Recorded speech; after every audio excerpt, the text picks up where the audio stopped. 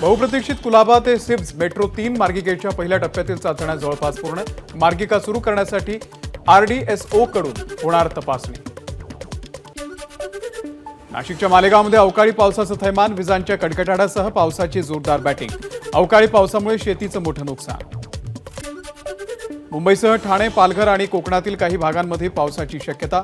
मुंबईमध्ये आज, उद्या आणि ठाणे, पालघरमध्ये कोकणात बुधवारपर्यंत हलक्या सरींच्या पावसाचा अंदाज।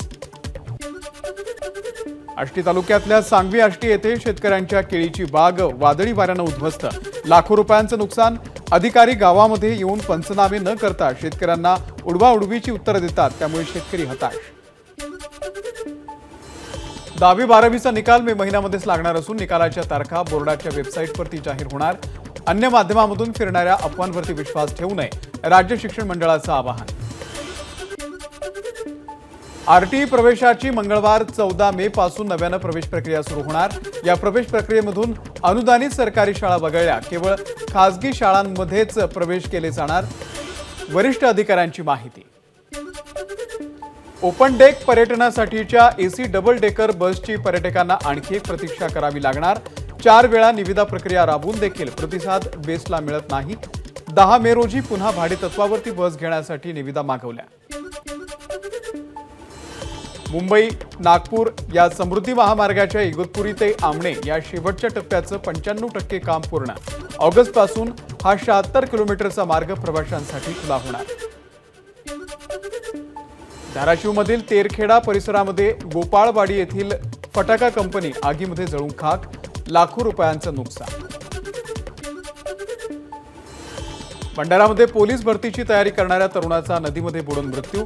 मांडवी आणि वैनगंगा नदीमध्ये आंघोळीसाठी गेला असताना घडली घटना। बद्रीनाथ मंदिराची कवाडं 6 महिन्यांसाठी खुली। बद्रीनारायणाचं दर्शन घेण्यासाठी भक्तांची रीघ। उत्तर काशीमधील यमुनोत्री धाम येथे वाहनांच्या लांबच लांब रांगा। अनेक भाविक रात्रभर वाहतूक कोंडीमध्ये अडकले। क्षमतेपेक्षा जास्त भाविक यमुनोत्रीमध्ये दाखल। IPLच्या आचारसंहितेचं उल्लंघन केल्याप्रकरणामध्ये BCCIनं रिषभ पंतला घातली एक सामन्याची बंदी। 30 लाखांचा दंडही ठोठावला। त्यामुळे दिल्ली कॅपिटल्सच्या पुढच्या सामन्यामध्ये रिषभ पंत खेळू शकणार नाही। आगामी 23 वर्षांखालील CK नायडू ट्रॉफी स्पर्धेसाठी नाणेफेकीचा नियम हद्दपार करण्याची BCCIची शिफारस। पाहुण्या संघाला त्याच्या सोयीनुसार गोलंदाजी किंवा फलंदाजी निवडता येणार। मुंबईमध्ये 5व्या टप्प्यामध्ये होणाऱ्या लोकसभा निवडणुकीच्या पार्श्वभूमीवरती मुंबई पोलिसांच्या सर्व रजा रद्द। कुठेही कायदा आणि सुव्यवस्थेचा प्रश्न उद्भवू नये म्हणून निर्णय। बघा नीट।